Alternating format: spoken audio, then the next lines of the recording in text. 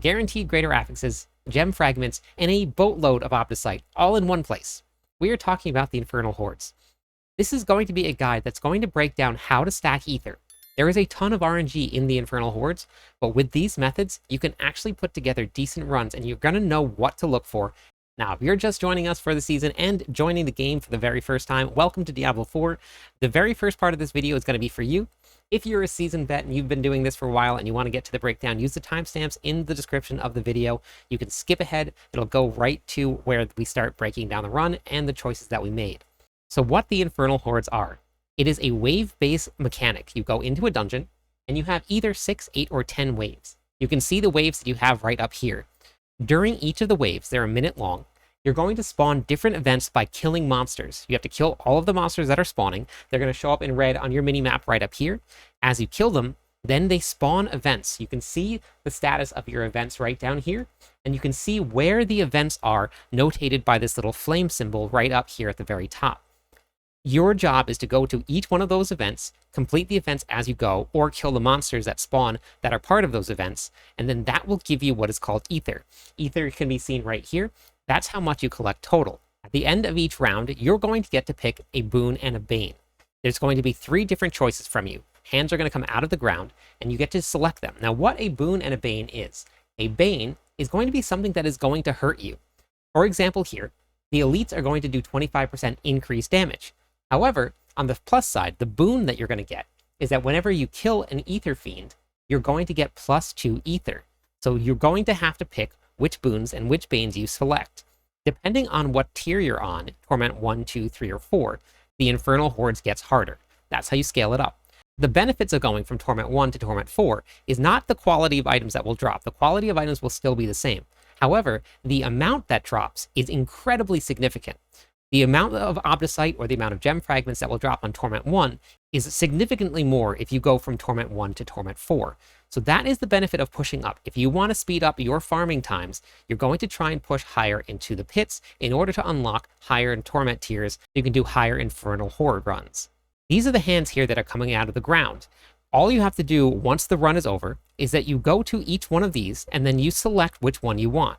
If you can see right here, I'm selecting the elite damage, and then the Ether Fiends are going to grant me 2 additional Ether. You only get 1 out of the 1, 2, 3 choices that you have each round. These are going to be used to stack. Now we're going to break down how this is going to work and how stacking works. Some of the best choices in the Infernal Hordes are going to be your Hellborn, and then are also going to be your elite upgrades. So as we started out this run, the very first thing that we selected was going to be your Draining Spires. I was currently distracted by chat because they're very distracting when I'm streaming. But this was the very first choice that somebody picked. That may have been the best choice that was on there, but that was the first one that we took. Now, there's going to be spires that you're going to see that are going to spawn throughout on top of these circles right here. Those spires, you're going to have to kill monsters as it grows. That one will give you +2 every single time that you complete one of those. That was not one of the best options to take. Spires are actually one of the worst. So make sure that you stay away from any spires unless you have no better option. So we're going to fast forward now over to our choice number 2. Choice number 2, we got really lucky here. Choice number 2 was upgrading elite damage. You can actually get your chances to spawn elites twice. Now this is coming up later on in the video and later on in the choices as we made our way further through the run.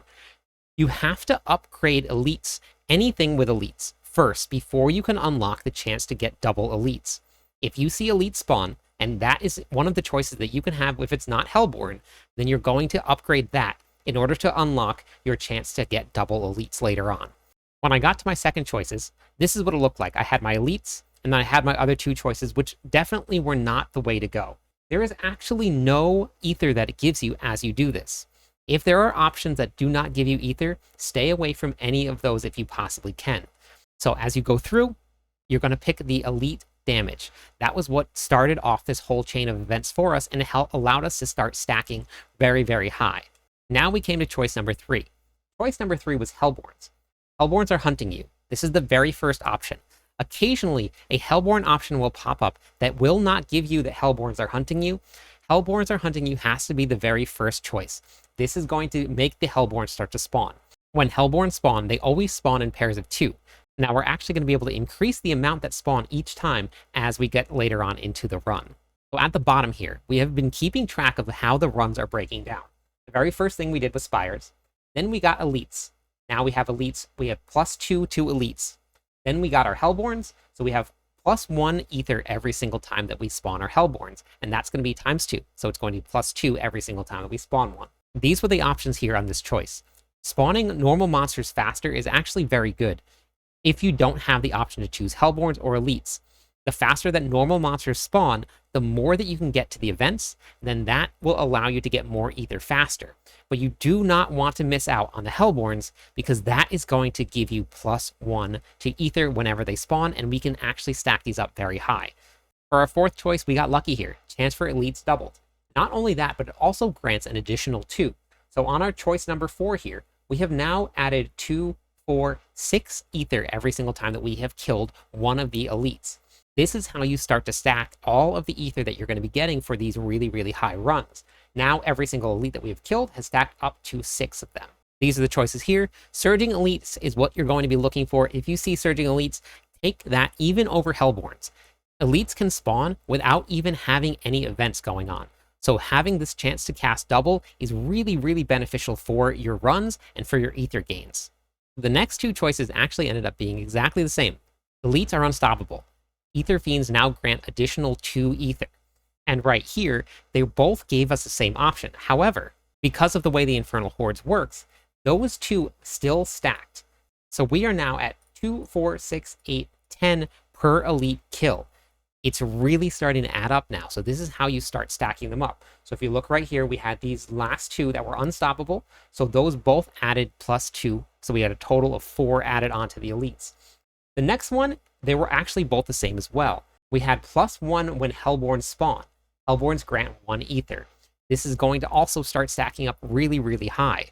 The first set of choices for Hellborns look like this one right here. So we took this option here. This was my second choice for Hellborns. We actually were faced with a little bit of a dilemma here. You can either add more Hellborns and more Ether, or you can add more Ether to the Elites that spawn. Chance to have double Elites. That's going to be 2. If you get 2 to spawn, maybe you get 4 to spawn. Then you get 2 to all of those.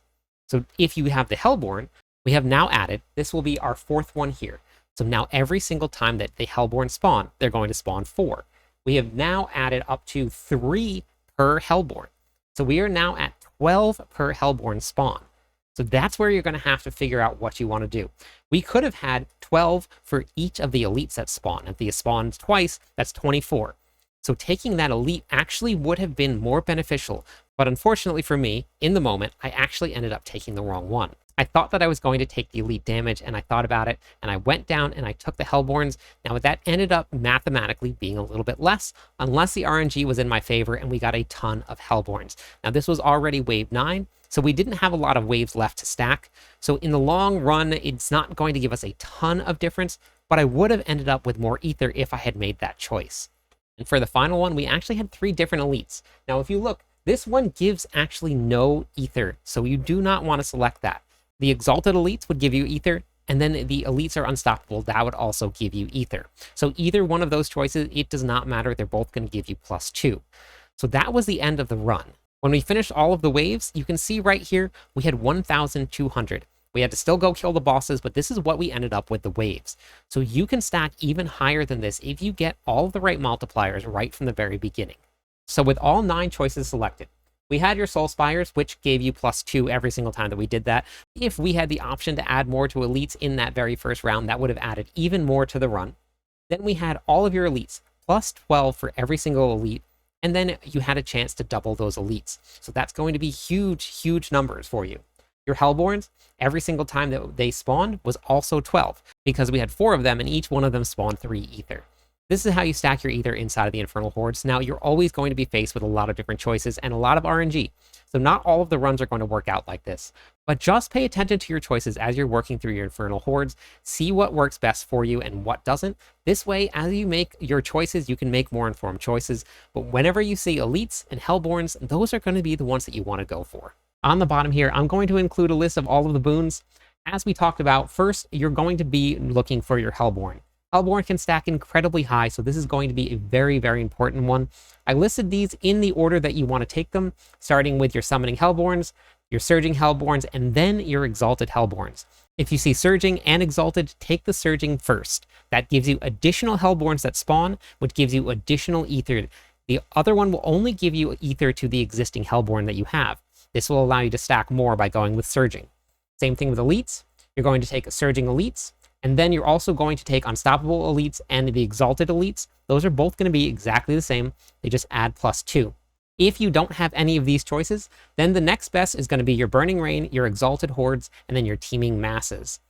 Then coming down, if you have none of the above, then you can take any of these. These are going to be ones that will give you Ether. At the very bottom here, if you can avoid these, you do not want to take any of these. They do not give you any Ether. They're just buffs to your characters. Once you get your character set up for tier 4, these are really not necessary. So that's the rest of the boons that you want to take. Hopefully you found this video helpful. Share it with your friends. I'm live every single night. I would love it if you stopped by, said hi, theory crafted with me. Catch you on the clip side.